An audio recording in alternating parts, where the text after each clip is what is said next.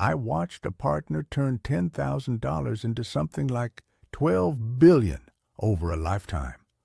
I also watched brilliant high-earning people, doctors, lawyers, engineers, stack decades of good income only to end up with much less than they deserved.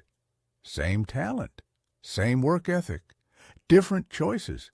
The difference wasn't luck. It was a long string of small, predictable mistakes disguised as sensible decisions. What I'm going to do for the next hour or so is simple. Lay out 7 recurring investment mistakes I've seen destroy wealth again and again. Call them Charlie Munger's 7 investment mistakes, not as legal doctrine, but as a practical list drawn from decades of watching how money behaves and how people behave around money. For each one, I'll tell you why people are seduced by it. Walk through the math the salesperson will never show you. Give a short real-world example and offer a practical alternative you can actually use. No fairy tales, no guarantees, just arithmetic, incentives, and a touch of common sense. Here are the 7 traps you'll see today.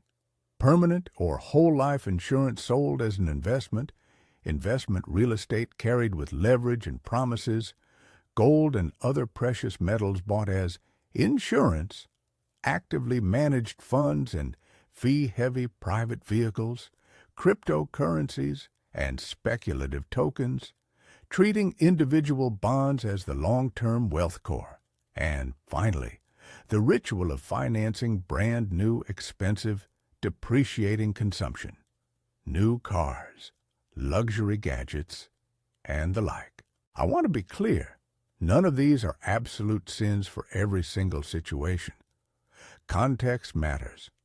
But for someone trying to build durable, long-term wealth in a general-purpose way, these 7 categories are where people lose more than they realize.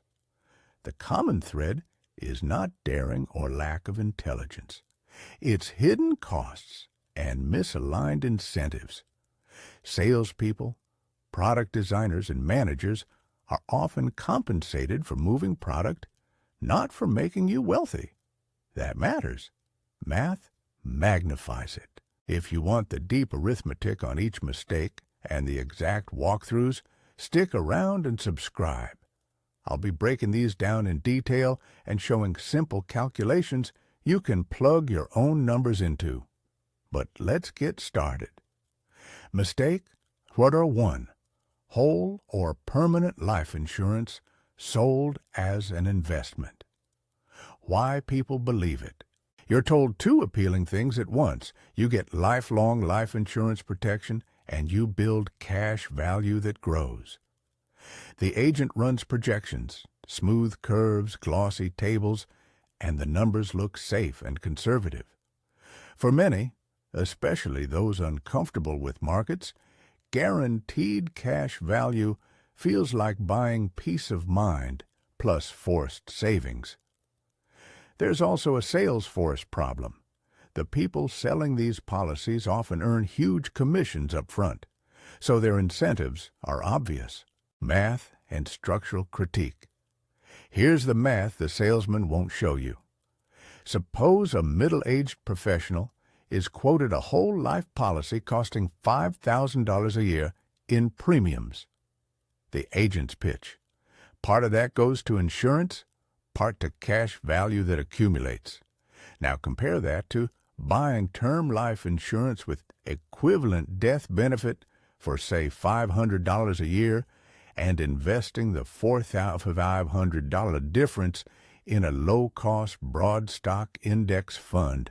Assume for illustration, not a promise, that the index averages 7% annually over the long term, and the whole life cash value component effectively grows at an internal rate a couple of percentage points lower after fees and insurance costs. Small differences in annual returns compound. Over 30 years, investing the $4,500 a year at 7% creates a lot more terminal value than a whole life policy's reported cash value, especially when you strip out commissions, policy surrender charges, and embedded insurance costs. Even if the whole life policy advertises guarantees, those guarantees typically come with strings, low credited rates, high early surrender costs, and the need to pay premiums for decades to realize the touted benefits. There's also a timing issue. Whole life policies front-load commissions. That means the product can look superb in a projection that assumes consistent premium payments and no interruptions. But life is messy. A career change, cash shortfall, or a policy lapse can turn that shining projection into a loss. People then cling to the sunk cost, paying more, borrowing from the policy, or letting it erode, thinking they can fix it later. That's the sunk cost fallacy in action. A short anecdote: I knew a capable surgeon who dutifully paid into a whole life policy for 20 years. He liked the idea of a forced savings vehicle. When the policy's surrender values were finally tallied, the cash value was hotly promoted by the agent, but not easily accessible without penalties. He had better liquidity needs in his 50s, so he borrowed against it at high policy loan rates, which dragged the value down. The supposed retirement nest egg was delivering more headaches than help. Practical alternative: if you need life insurance to protect dependents, buy term insurance for the period when your dependents are financially vulnerable. Term is dramatically cheaper for the same level of death benefit. Take the premium difference and invest it in a low-cost broad market index fund or another productive asset that compounds over time. If you want a conservative fixed income sleeve for aging years, buy straightforward, transparent products with clear fees and liquidity, not a convoluted insurance wrapper. One-line takeaway: use insurance to transfer the specific risk of death during vulnerable years. Don't turn it into your main retirement investment vehicle. Mistake number 2: leveraged investment real estate as a default path to wealth. Why people believe it. Real estate is tangible. You can walk through it, touch it, see tenants. That tangibility gives psychological comfort. People like owning something. Then there are success stories: the house hack that paid off, the landlord who collected rent checks and retired early. Real estate also comes with attractive-looking financing, low interest rates, long amortizations, and a tax story that makes it sound like free leverage. Plenty of promoters pitch real estate as an easy path to outsized returns with passive income. Math and structural critique: real estate is a business, not a passive asset class you simply own.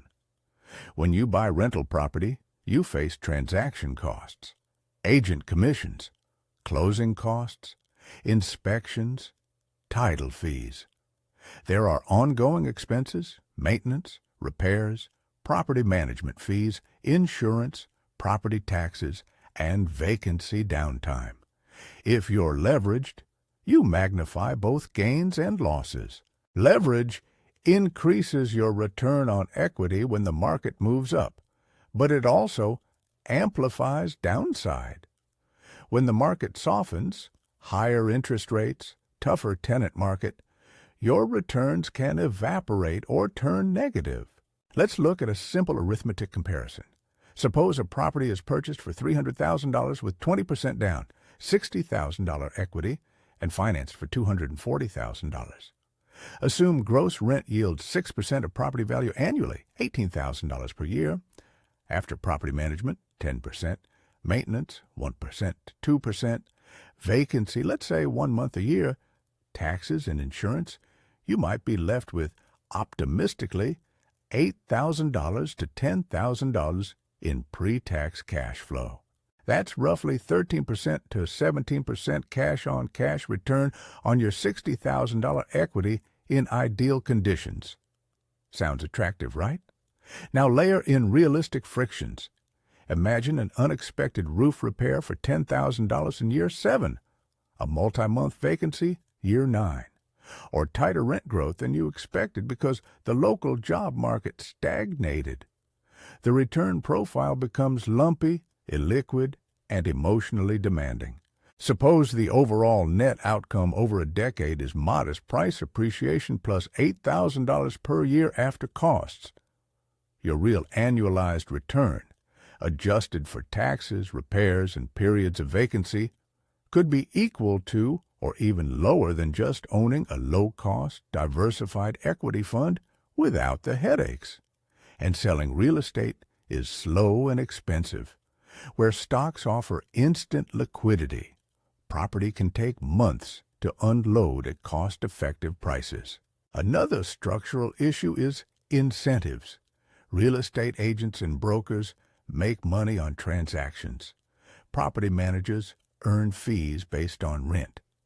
Mortgage brokers and lenders profit when you borrow more. Those incentives are not aligned with maximizing your long-term net of fees return. They're aligned with facilitating deals, which itself can bias advice toward acquisition rather than best fit capital allocation. A short anecdote: a friend who was an engineer bought 3 rental units over a decade. He was proud of being a landlord. In year 11, rising interest rates forced refinancing at much higher monthly payments. 2 tenants left in the same quarter. He had to evict one. The combined hit on cash flow and the capital needed for repairs meant he had to inject his own savings to keep the mortgages current. After expenses, his real annualized return on equity after those years was modest, less than he would have achieved by simply buying the market, and with a lot more stress. Practical alternative. If you have the skills, operational appetite, and scale to run real estate as a business, if you can buy at an advantage, manage well, and maintain conservative leverage, then it can be a wealth engine. For most small investors, however, a more efficient path is ownership of real estate exposure via low-cost, diversified vehicles, REITs, or broadly diversified property funds, or sticking with equities that represent businesses in the built environment. These provide real estate-like exposure without the lumpy maintenance, concentrated geographic risk, and hands-on demands. One-line takeaway: treat real estate as a business you must manage. Don't buy it for the mistaken comforts of tangibility or the promise of easy, passive cash flow. Mistake distillery, gold and other precious metals, as core insurance. Why people believe it? Gold is ancient. It's physical, portable, and has been used as money for millennia.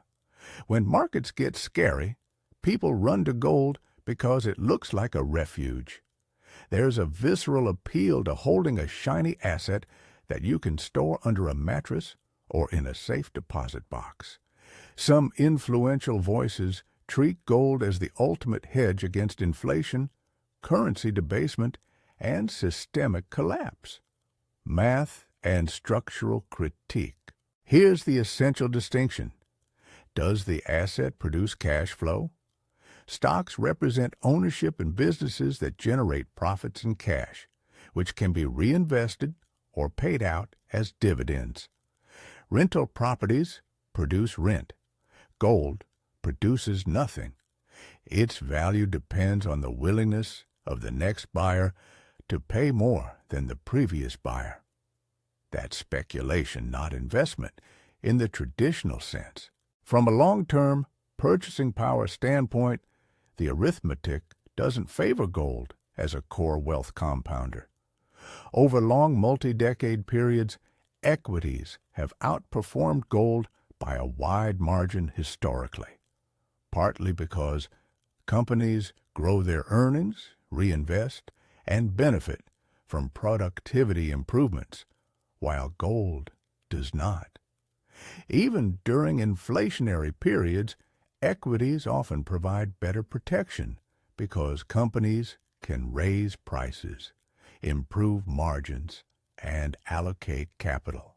Gold's role is primarily as a speculative hedge or insurance-like asset, costly to hold and often underperforming the core. There's also a storage, transaction, and opportunity cost. If you buy physical gold, you pay premiums over spot, pay storage fees for safekeeping, and lose the potential dividend or reinvestment income you would have earned if that money were in productive assets. If gold does spike, it's because someone else is willing to pay more for belief in a future scarcity or fear. If it doesn't, you've held a zero-yield metal waiting for a counterparty. A short anecdote. I met a well-meaning investor who kept a substantial portion of his net worth in coin and bullion. After a steep rise, the value plateaued for years. Meanwhile, he watched peers who had kept the same capital in diversified equities quietly accumulate far more real purchasing power. When he sold some bullion at a lower margin, he lamented the missed compounding. That's understandable. The emotional comfort of holding gold had a real financial cost.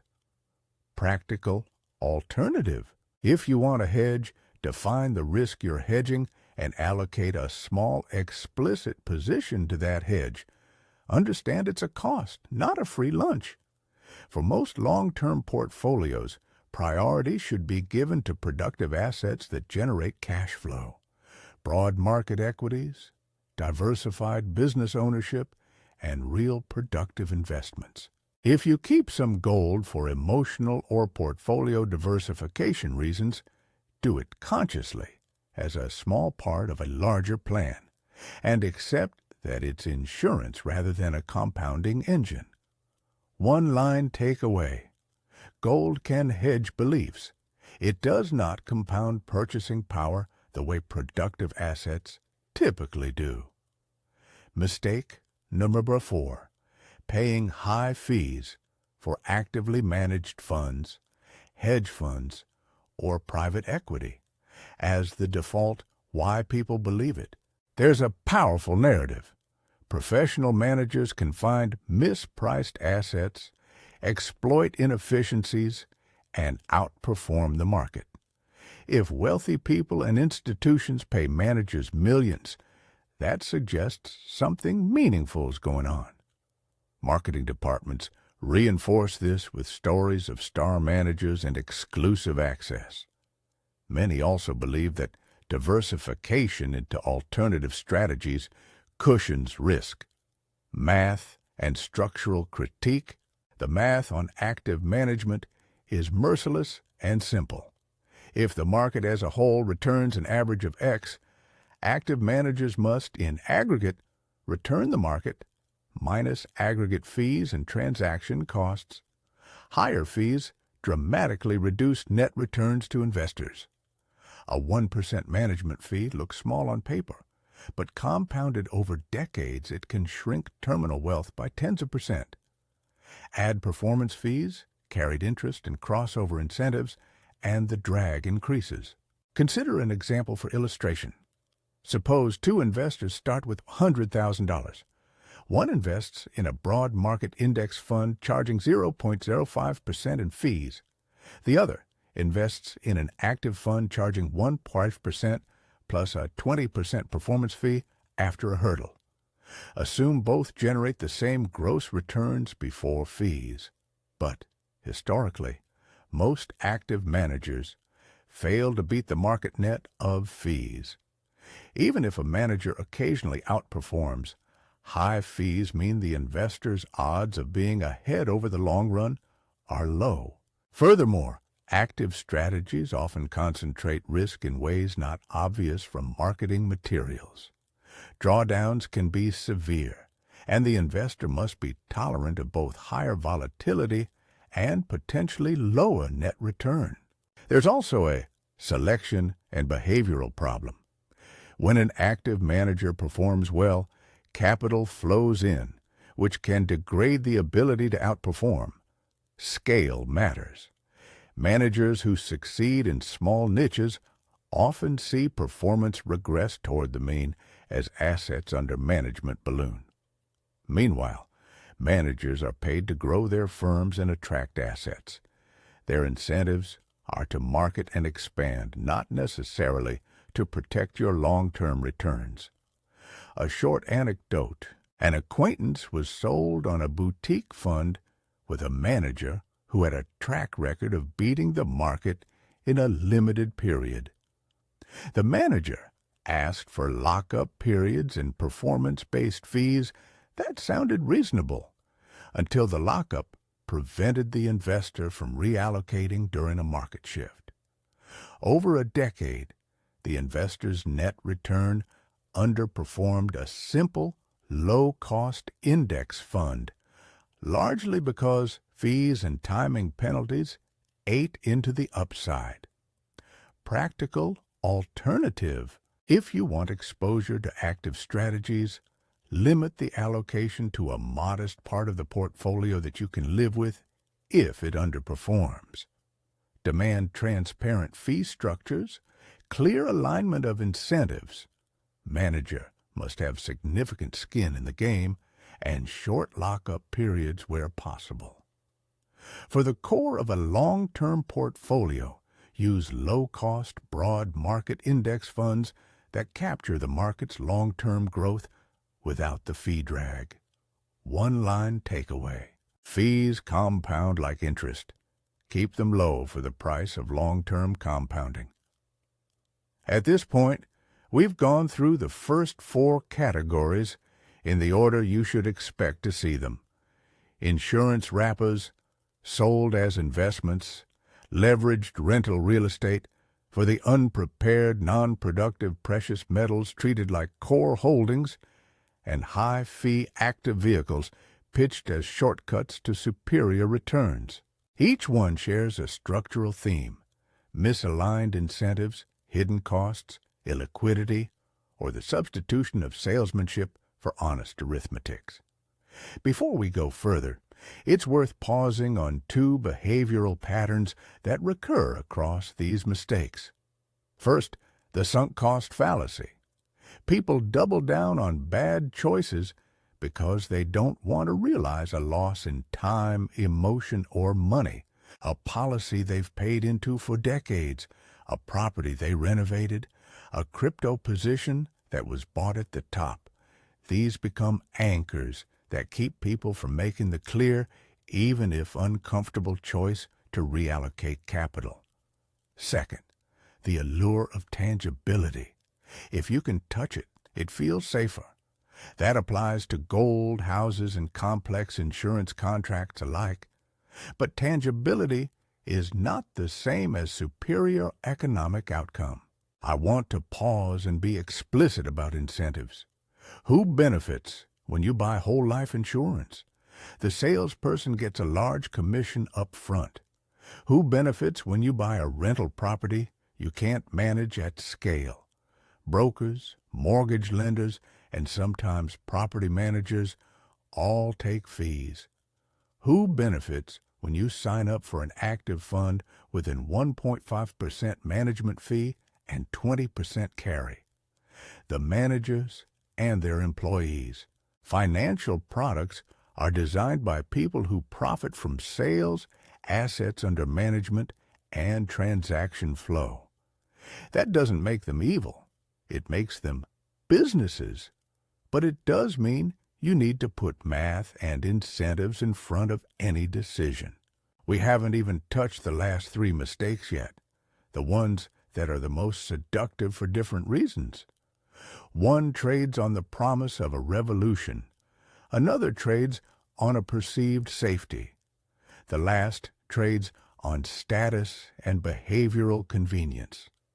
They are cryptocurrencies and speculative tokens, individual bonds misused as long-term core wealth, and the slow bleed of financing new, again and again, depreciating consumption. Each of these traps is a different flavor of the same structural issues: lack of cash flow, hidden costs, misaligned incentives, and the human tendency to confuse story with reality. Those three deserve careful, almost forensic attention because they prey on the same instincts you and I have: fear of missing out, fear of loss, and the comfort of simple narratives. We'll work through those next with the same approach: why people believe it, the arithmetic behind the harm, a few concrete examples, and a single realistic alternative you can adopt today. But before we move on, here's a practical checklist to use tonight. If you own anything in these first four categories, ask yourself the following questions and write the short answers down. 1. What is the explicit fee I pay and who collects it? 2. Does the asset produce cash flow I can rely on? 3. How liquid is it if I need the capital quickly?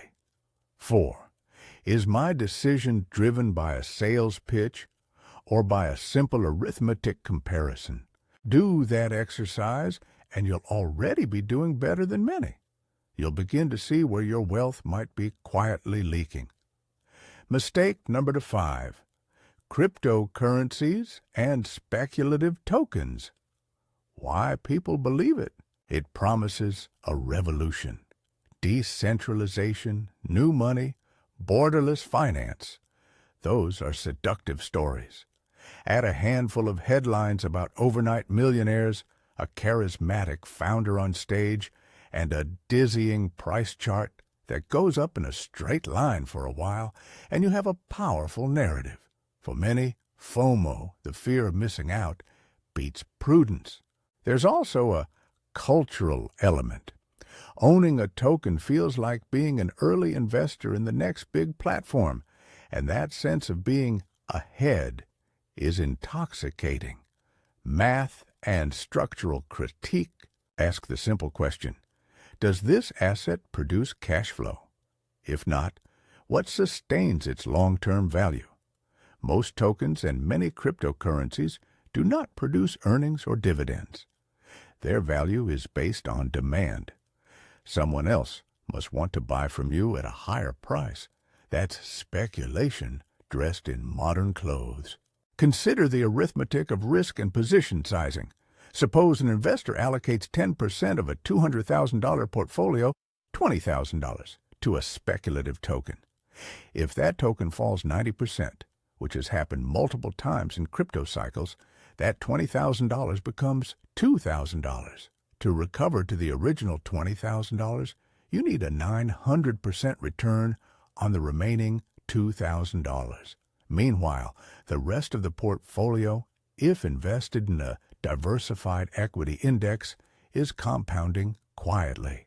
Speculative gains can be huge, but losses are often permanent in practical terms for a household balance sheet.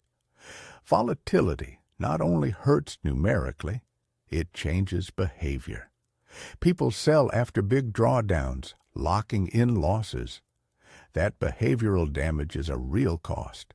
There's also the issue of network utility versus token economics. Even if a blockchain has meaningful usage, the token's price depends on token supply mechanics, staking incentives, and often on market speculation far removed from user growth. Many projects feature conflicts of interest. Founders and early insiders hold significant allocations, and launch mechanics often reward speculators and distributors rather than long-term users. Incentives matter. A short anecdote. A young software engineer I knew was enthralled by a new token. He convinced himself it was different. This one had a clever roadmap. He allocated savings equal to several months' income. The token doubled within weeks. He told friends he was in the early innings. 6 months later, the project's main developer left and trading volume collapsed. The token dropped 95%. He didn't have a clear exit plan. He had been seduced by the story. He kept checking the price for months. The emotional toll, sleepless nights, second-guessing his other financial choices, was real. The rest of his portfolio, conservatively positioned, grew without drama, while his speculative stake became a distraction and a loss. Practical alternative. If you want exposure to technological innovation, buy the businesses building the infrastructure, public companies with real revenue and profits, or a small deliberate allocation to early-stage venture-style funds that you understand and can afford to lose.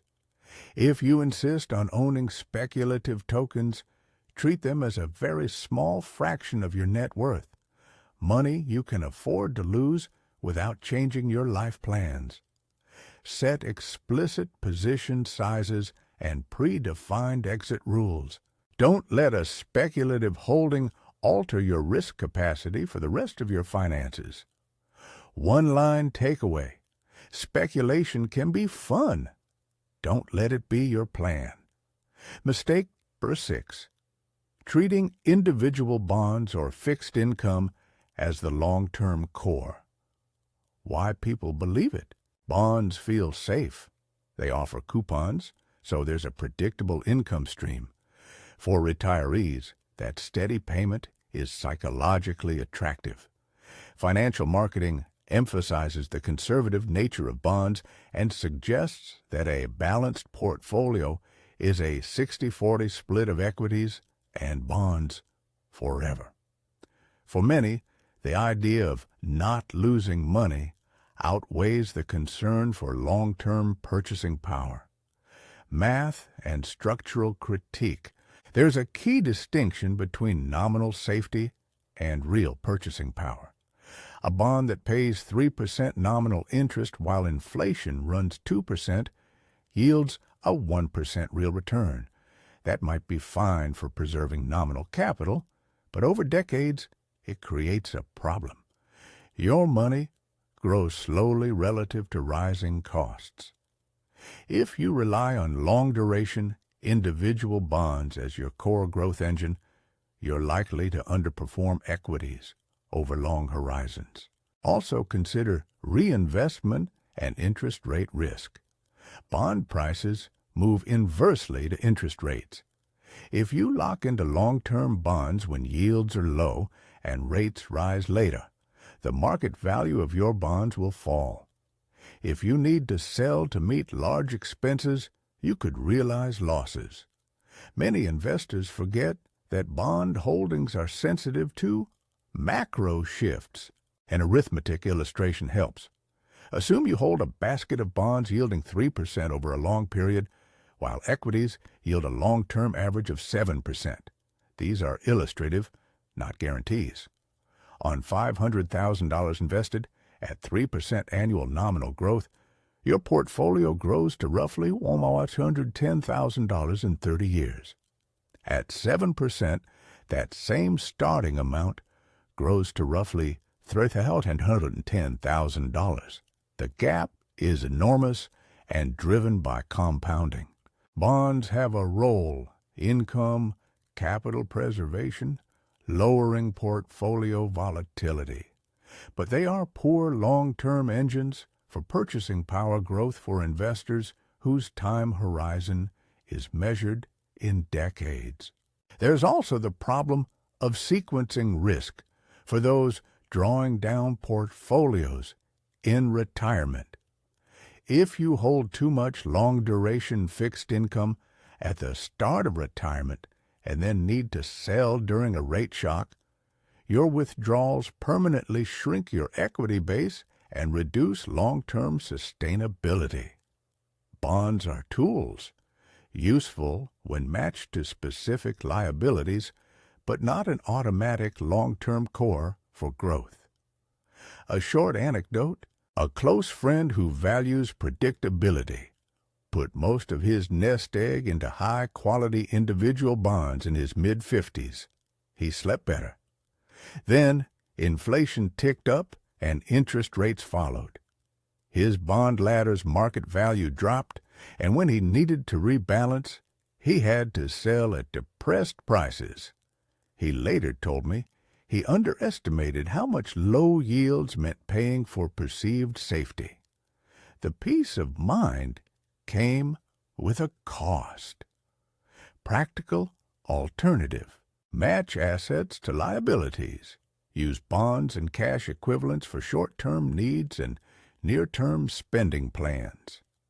For long-term growth and preserving purchasing power, especially if you have decades before your primary spending horizon, favor productive assets like equities. If you need a conservative sleeve in retirement, build it with short-duration, high-liquidity instruments and consider dynamic withdrawals rather than locking your core growth into low-yield bonds. One-line takeaway. Bonds are for safety windows and cash needs. They are not a substitute for long-term growth. Mistake number 7. Financing depreciating consumption. The new car ritual. Why people believe it. New cars are status. Dealers make it easy. Manufacturers offer attractive finance deals, and cultural scripts tell us a new model is a reward for professional success. Leasing seems to promise convenience with lower monthly payments. Add persuasive salespeople and a social environment that equates new possessions with success, and financing depreciating goods becomes normalized. People conflate affording the payment with affording the purchase. Math and structural critique. Depreciation is the enemy of the purchase as investment narrative. A new car drops in value the moment you drive it off the lot. Commonly 20% to 30% in the first year and significant ongoing annual wear thereafter. When you finance that purchase, you pay interest on an asset that is losing value. The arithmetic of opportunity cost is powerful here. Let's run a simple comparison. Suppose a new vehicle costs $40,000 financed at an illustrative rate. Use the actual rate you might get for 5 years, producing monthly payments that fit a household budget. The car depreciates by 25% in year 1 and 50% over 5 years, versus buying a reliable used car for $20,000 in good condition and investing the $20,000 difference in a diversified index fund yielding, say, 7% over the long term. The foregone compound growth becomes large. Investing $20,000 at 7% for 15 years grows to roughly $57,000. The more money you recycle into new depreciation, the higher the compounding you forego. This is not to shame people into living ascetic lives. It's to highlight a simple fact. Financing consumption reduces future optionality. There's also behavioral drag. New cars often come with add-ons, extended warranties, protection packages, higher insurance costs because of replacement value, and many buyers accept them under sales pressure. Financing encourages decisions that prioritize present gratification over future financial flexibility. A short anecdote. A pair of friends recently traded in a perfectly serviceable 7-year-old sedan for a flashy new SUV.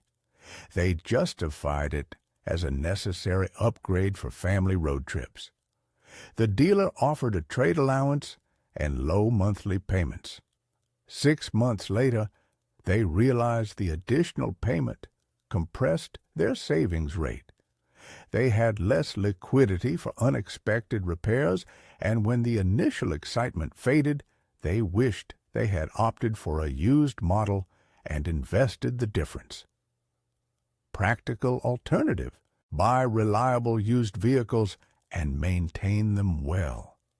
Avoid financing terms that extend beyond the period in which the car retains reasonable value. If you want a new car, accept the depreciation as a lifestyle choice paid for in cash or with a clear plan that accounts for the opportunity cost. Calculate the total cost of ownership, not just monthly payments, but insurance, maintenance, and depreciation. Then compare that total to the expected returns of investing the differential. Often the math favors thriftier choices.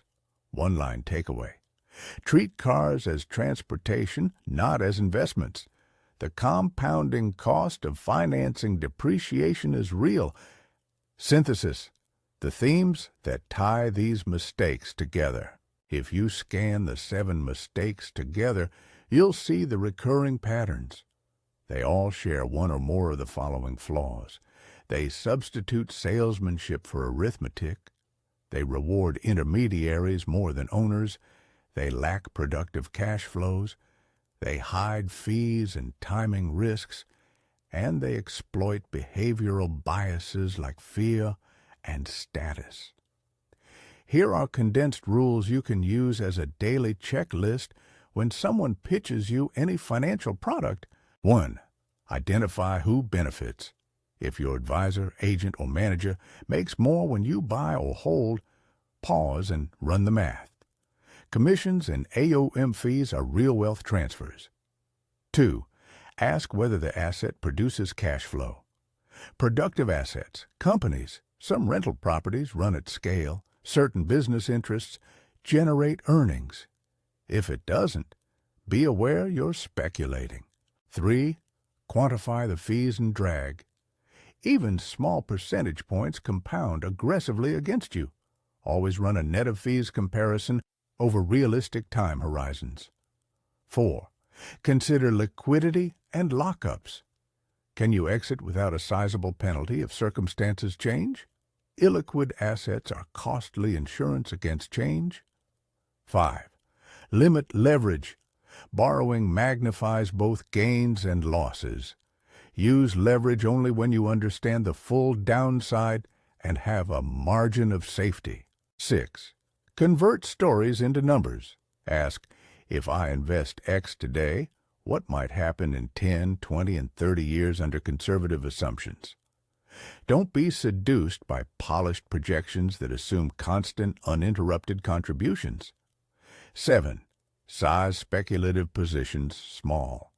If you're invested in something that could plausibly go to zero, allocate only what you can lose without altering life plans. 8. Make simplicity a feature, not a bug. Complexity often hides conflicts of interest and unnecessary costs. Prefer transparent instruments you can model yourself.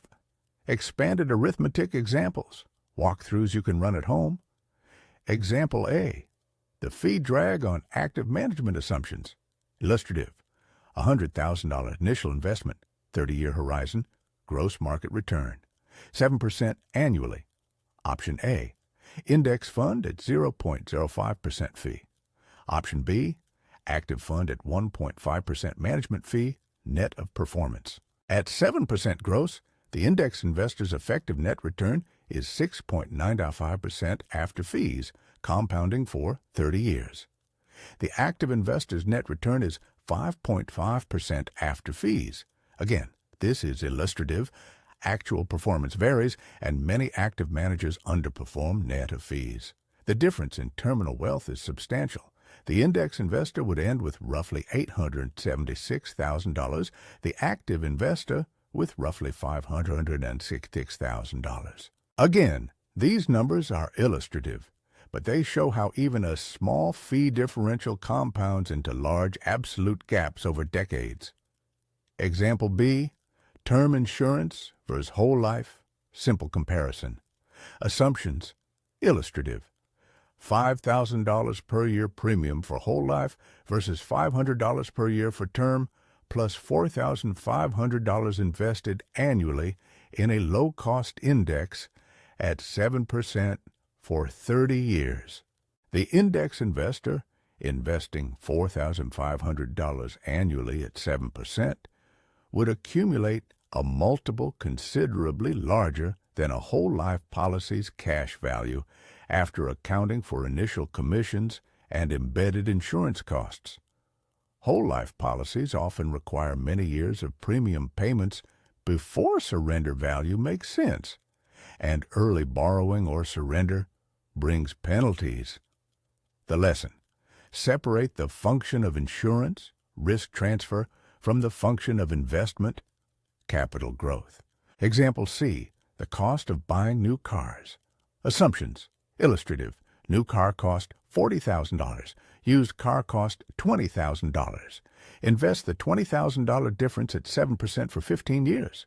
The invested $20,000 grows to roughly $57,000 in 15 years. That's a tangible number that could cover a used car replacement or meaningful portions of other goals. Multiply that by every major financed purchase, and the opportunity cost becomes enormous. Behavioral playbook: how to avoid falling prey. 1. Pre-commitment. Set rules in advance. Decide your maximum speculative allocation, your fee tolerance, and your preferred instruments. Written rules beat mood. 2. Cooling period. For any product promising outsized returns or tax advantages, wait 30 days. Give your rational mind time to test the story. 3. Run the three numbers: fees, liquidity, and alignment of incentives. If any are unacceptable, walk away. 4. Use checklists for big decisions. Who benefits? What are alternatives? What's the worst case? And what would you do if it lost half its value tomorrow? Practical playbook: a 10-step, boringly efficient plan. 1. Protect the downside. Buy term for the period of dependent risk. Keep an emergency fund of several months of expenses in liquid accounts. 2. Save aggressively. Prioritize consistent saving over chasing clever investments. The size of your savings rate matters more than being exceptionally clever with asset selection. 3. Core allocation. Use low-cost, broad market index funds as the spine of long-term growth. They capture the productive growth of many businesses and minimize fee drag. 4. Alternatives sparingly. If you allocate to active managers, real estate operators, or private deals, do so only with capital you can afford to have illiquid and possibly underperform. 5. Keep leverage conservative. Debt increases fragility. Avoid long-term consumer debt and be careful with margin and property loans. 6. Match assets to liabilities. Short-term needs in liquid, low-volatility instruments. Long-term needs in equities. 7. Have a rebalancing plan. Rebalance periodically to maintain risk targets and resist emotional drift. 8. Avoid product wrappers that hide costs. Prefer transparent accounts and funds where fees and mechanics are obvious. 9. Maintain a small optionality bucket. Cash or short-term instruments for opportunistic purchases or life shocks. 10. Be boring and consistent. Compounding rewards. Patience and consistency more than cleverness. Final synthesis. What matters most? Wealth isn't built in headlines. It accrues in the patient, boring choices most people find unexciting. Saving a predictable percentage of income, keeping fees low, letting markets compound, and avoiding the seductive pitches that transfer wealth to others. The 7 mistakes we covered: insurance wrappers as investments, leveraged real estate misapplied, gold as a core holding, high-fee active managers as the default, crypto speculation, bonds misused as growth engines, and financing depreciating consumption are not always wrong for every person, but they are where most ordinary long-term portfolios leak value. If you want a single rule of thumb to take away, Prioritize choices that maximize your after fee, after inflation, and after behavior returns. That will usually mean low cost, productive assets, and a heavy dose of patience. A short finishing checklist you can use tonight. 1. List any holdings in the 7 categories. For each, answer: who benefits most, you or someone selling to you? Is there a productive cash flow? What are the explicit and implicit fees? How liquid is the asset? If you had to raise $50,000 in 30 days, could you? 2. For any insurance product, ask whether term plus investing, the difference, would meet your goals better. 3. For any active manager, calculate the net of fees return you need to justify the fee differential versus an index. 4.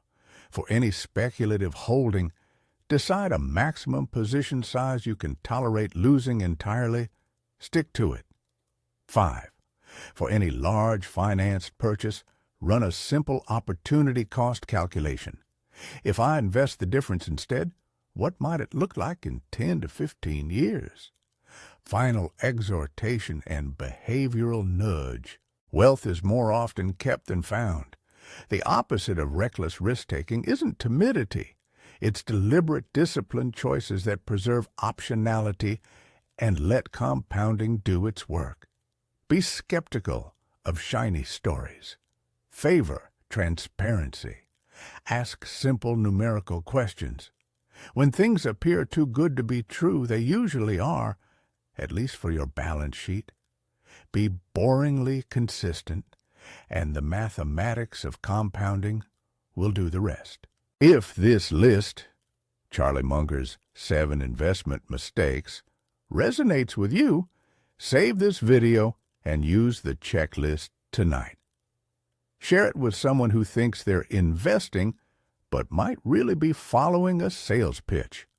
I've put together a 1-page summary you can download that lays out the 7 mistakes, the key math to run, and a sample checklist to use when making decisions.